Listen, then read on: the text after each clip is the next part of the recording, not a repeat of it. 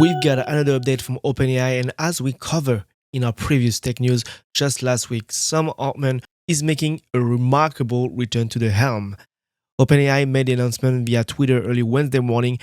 This decision comes after significant pressure from both employees and investors who voiced their concern about Altman's departure. Board member Helen Turner, Tasha Macaulay, and co-founder Ilya Sutskever have been removed from their position. So when is the Piper crossover episode? D-Brain is taking legal action against Casetify, alleging that Casetify ripped off his teardown designs.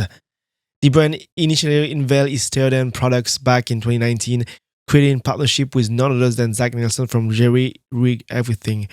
While it might seem simple to slap a decal on your device, a lot of work goes into crafting designs like this. D-Brain's unique twist involve disassembling the device, creating their teardown design. Evidence supporting D-Brain's claim seems pretty compelling, as they identify Easter eggs within the design appearing on Casetify Inside Out product. Looks like D-Brain really tore them a new one.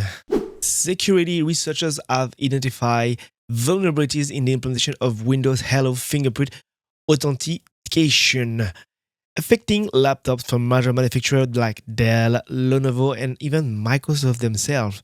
These issues are tied to the cybernetic sensor, as what's concerning is that Microsoft SDCP protection wasn't enabled in this case, which could have prevented a little bit of problem concerning this issue. Well, hopefully an update is on the horizon. In the meantime, stay vigilant. And that's all for all the tech news this week. Let's meet again next week. See ya.